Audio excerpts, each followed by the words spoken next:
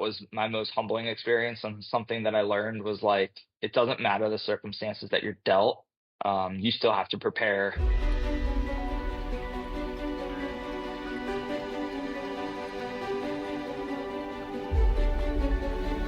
Dennis, what do you want to tell our viewers? Yeah. Go like, comment, and subscribe. Welcome back to Between the Fields. We are your hosts, Ramin Rahimi. This is Dennis Boskert, where we bring you tips, advice, and inspiration from collegiate athletes who bring their sports experience and training into their professional world. Today, we are joined by FAU men's tennis. He was the captain of their 2015 squad. He's currently sitting as the director of chiropractic sport performance over at Life University in Georgia. We're here with Dr. Robert Dubuque. Did I pronounce that correctly? Dubuque, but pretty close. I knew it was French or French. Is that French or I don't even know? French Canadian, yeah. All right, that's what I thought. Awesome. Yeah. All right, Robbie, just give everyone a quick introduction or description about what you do as the director of chiropractic performance over at Life University. Yeah. Hi guys. Like you said, Dr. Robbie Dubuque. I'm over at Life University. I serve as the director of chiropractic sports performance, which is a very fancy way of saying that I'm in charge for the chiropractic care for the student athletes. We're a NAIA school with 17 sports, 630 student athletes. So I'm in charge of their chiropractic care. I have a couple other chiropractors that are with me as well to help aid in that, and just love being back in the collegiate setting as that's where we met Dennis. Was at FAU, Yes, and it's really fun to be back in that environment and really reflect on what we did and what these kids are doing now. So it's been a great time. Awesome, man. And we know you played collegiate tennis, and now you've transitioned to the role that you have. So we're just gonna kind of give you a little athletic warm up here, get your mind real flowing. So we're just gonna ask a question to start off. We just want to know, how did your experience as a collegiate athlete shape your work ethic and discipline? Yeah, I mean, I think it was everything. I think transitioning from being a would have felt like a full-time college tennis player with 20 hours a week on the court and then weights and conditioning, and then transitioning that into school. Chiropractic school was really intense. It's 25 hours a quarter. They're on the quarter systems over there. So you're taking 8 classes and your day to day is a grind. But I think sports prepares you that for the time management, everything that they put into it, the work ethic of just sometimes you just got to put your nose down and grind. There's times like that in school where, yeah, you just got to grind.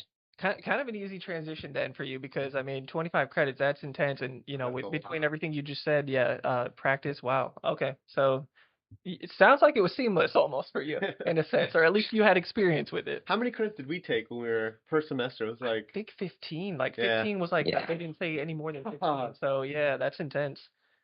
Wow, that's something. Robbie, what was one of the biggest lessons that you say that you learned as a college or student athlete over at FAU that you now apply to being a director over at Life? Man, that's a really good question. I think the biggest thing I learned is probably that work ethic.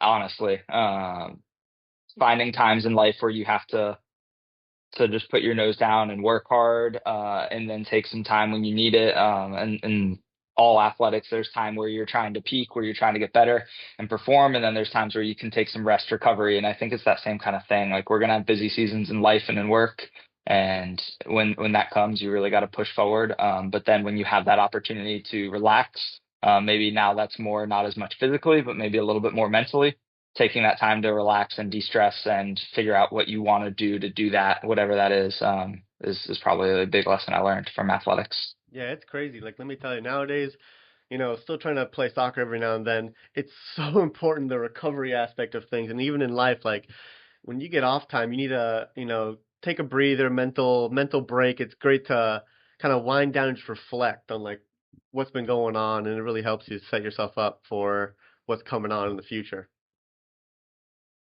For sure, man. Definitely. So we're just gonna kind of move into the next segment here, Robbie, which is kind of like the key transition and challenges that you experience. So, We just want to know kind of what was the hardest part of transitioning from athletics into your, current job that you have, whether that's the director of chiropractic sports performance or the athletic director of healthcare. Yeah, I think the hardest part transitioning from that athlete into like regular world, right, is like your value. Like since I was 8 years old, I was a tennis player. When I was 22 and I graduated and I was in chiropractic school, like that identity was lost. So much of my self-worth, if I had a bad day on the tennis court, I would feel like a bad person, or if I had a great day, I would feel like a great person. And I tied so much of my own mental health into how I was training that week or anything like that. So um it was a really weird transition to figure out who I actually was as a person, as a human, and really like figure out what I cared about, because that wasn't tennis anymore. And and and yeah, that was probably the biggest transition for me, was not tying my identity into a tennis player. I think that was the first thing we all said when we were in college, like, Yeah. yeah, I play collegiate sports over at Yeah. FAU, and then Nobody cares. and then after you're not playing it, it's like, I okay, hey, I'm in chiropractor school. Yeah. It's like just a change of identity. So yeah, definitely a transition from who you are to who you're becoming. Yeah, So Robbie, I'm curious, was there any outlets or like resources you used to, prepare yourself mentally, whether, I mean, before a big tennis match or even, now, is there anything you do to kind of like prepare, I guess? Yeah, I mean, before a tennis match, I would always have headphones in. I'm listening to music, whether that be Drake at the time or just hip hop, like anything to get me hyped. Like, and even like before this, like had hype music on. I'm naturally an introvert, so it really hasn't changed. Unfortunately, is let's get hyped, let's get excited. Yeah, so yeah, I guess that's another lesson I've learned is get excited before you go do something that's important. awesome. And I know tennis is more of like a, well, maybe you do did you play doubles as well in tennis? Yeah, I play both singles and doubles for the team. Okay, so I mean, I know that I guess I want to know, how did you adapt to a new team dynamic in the workplace? Had your college experience prepared you for that, working with just coming into a new workplace and being the new person and working with others? Did you have preparation for that with college sports? Yeah, I think tennis is a unique sport, as all the individual sports are as you get into college, where there's a mindset shift of like it's not only you, it's about the team. Like I'll honestly say I think my freshman and probably even into my sophomore year, I think I cared more about me winning personally than my team overall as a whole. Like if I won on the court but my team lost, I'd be like, oh, I won, it's fine. But then there was that transition, that switch into that junior senior year where I really started caring more about the team. Like if I lost but our team won, I did my role that day. So I think that switch in college tennis, it being such an individual sport in like juniors growing up in high school and all that, and then switching over, yeah, now I'm much more team mindset. Want to do what's best for my team, the student athletes around me. I'm here to help, and I think college tennis definitely helped out with that. Yeah, For very cool. sure. Yeah, I can definitely see how that. Yeah. When you're first coming into college, you're definitely more interested on how your individual plays were. Even on the soccer Yeah, field, we when were you're playing with fighting, 11 players, you're still like, oh yeah, but you remember that one play I had? There is a right? mindset change as you gain experience Yeah. and you understand. I guess you gain understanding. So, yeah. So, right, what Yeah. would you say? What helped you shift from, being a student athlete or athletics to a business leader now? Yeah, I mean, I think a big thing of just being back in college athletics is being able to put myself in the shoes of these student athletes and thinking about the training room at FAU and what I try and put myself in my student athlete shoes a lot. If they're dealing with something difficult, if they're injured, I spent so much time in the training room at FAU in my Yeah, me 4 years too. there, unfortunately. Oh Did you guys? man, I that's why we got to know each other so well. Is we were always doing our rehab or treatment or something like that in there. So I think just understanding that from a different perspective now and seeing that I try and give the student athletes a different perspective or even our athletic trainers or the other chiros like maybe it's just a different perspective on we might have a difficult student athlete at the time, and just trying to put ourselves in their shoes and being like, okay, like this is a big deal for them. Or it's their freshman year. They're not quite understanding what it is like to be a college athlete yet, because it is a big transition switch. Yeah, so you basically are perfect in the role you're at because you can sympathize with all these athletes. You know, when they're hurt, you know exactly what's going on through their minds, and you're like, hey, look, I've been there.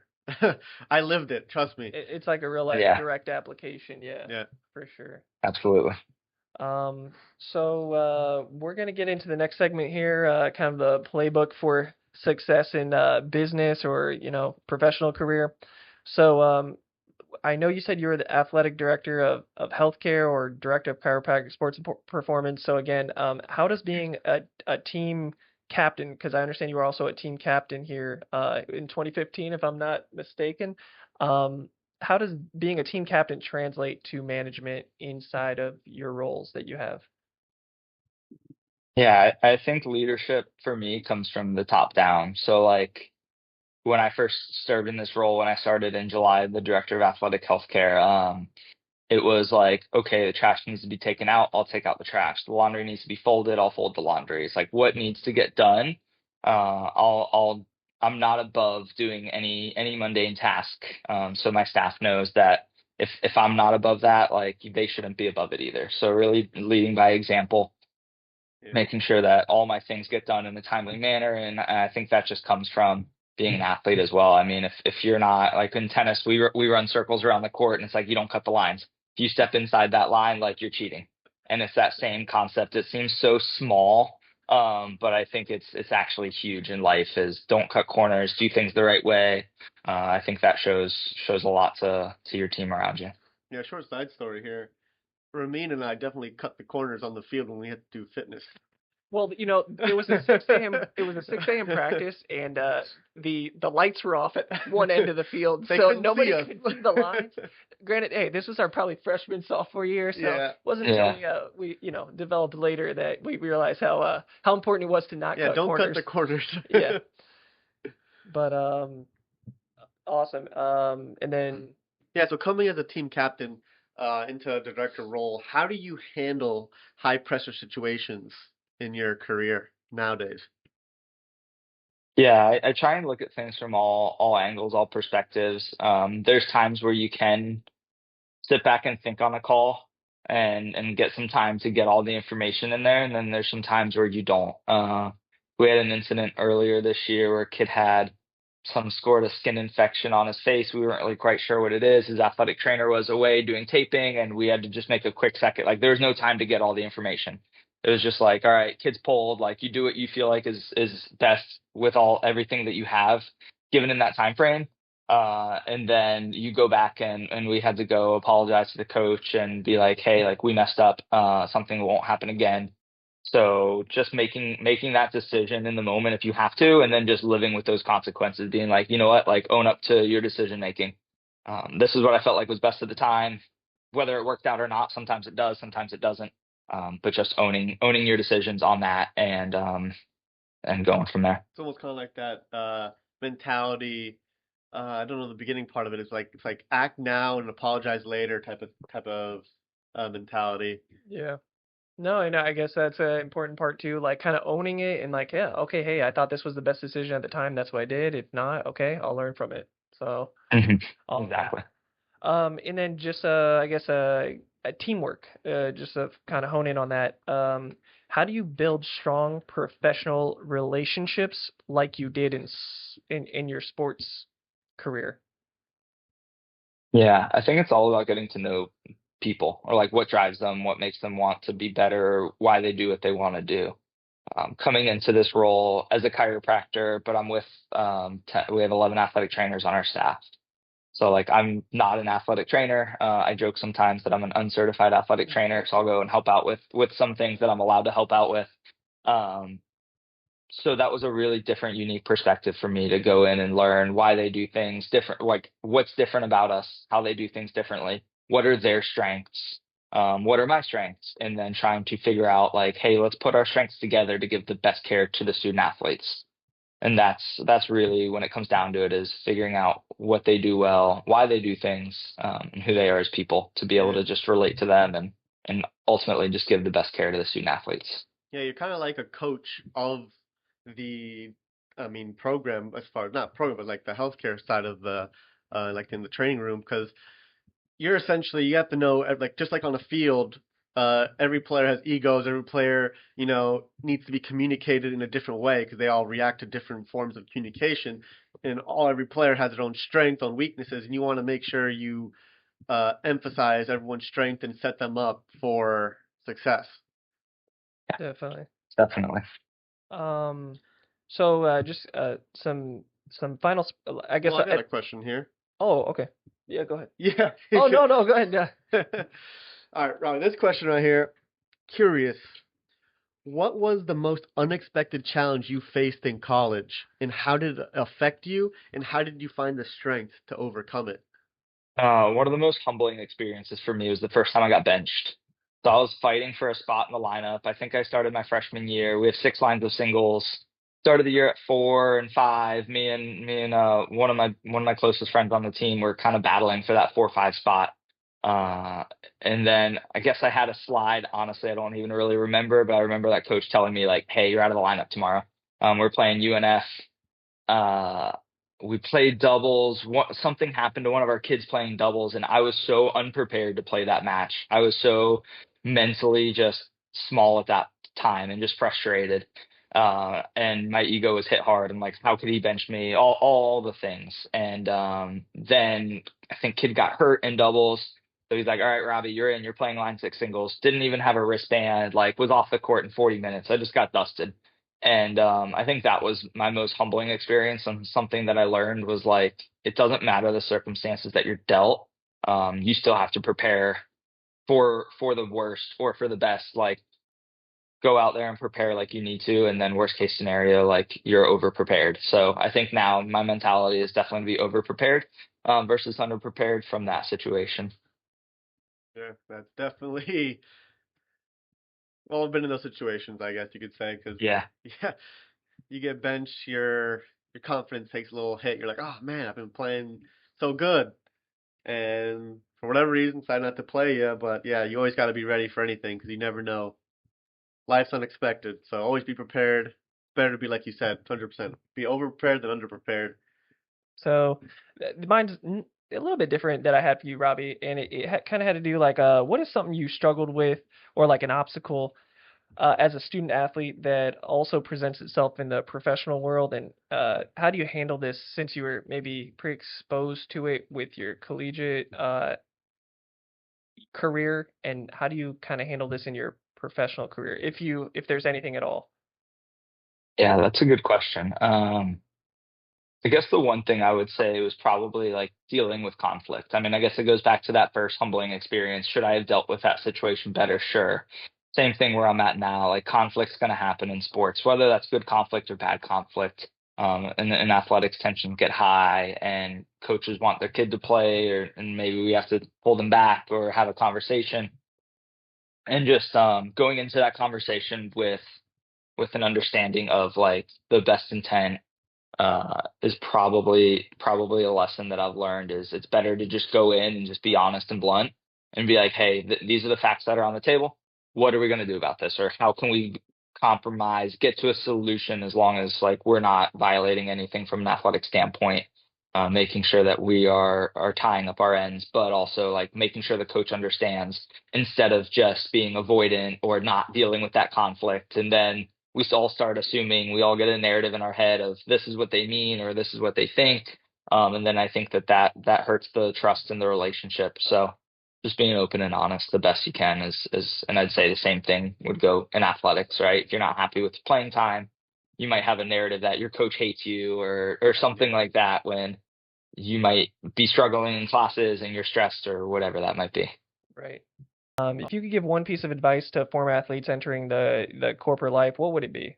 Or even like an advice to like your former self, freshman self coming in. Yeah. What would you tell yourself coming in freshman year that you've learned now? Yeah. I'd say the biggest thing is don't be so hard on yourself. I think we're all kind of perfectionists as college athletes. We're the best of the best in high school, and then you get into college, and you might still be the best in there. Or you might get into a um, more of an average role, and it's not the end of the world, you know. But it's the work, it's the time that you put in that's going to make you successful in life. That would probably be the biggest thing I'd say has helped me as I've grown up, is not to be as hard on myself as I was maybe 10 years ago or so, or even five. Yeah. And what would you say, what would be like one skill that you would say that you brought with you from being a student athlete into now being a director of chiropractic performance over at Life University that kind of helps you day to day?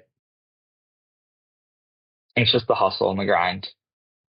And it's just working, like work hard. Like if you like what you do, I loved tennis growing up, so it was easy to play a lot. I love what I do in my profession now, so I'm good if I have to be there. I think next Saturday I'll be on campus from 8 a.m. till 8 or 9 p.m. on a Saturday, and like Wow. I get to watch my kids compete. Like I love being there. I love adjusting them, taking care of them. So it doesn't always feel like work Yeah, when you're that's doing what you key. love.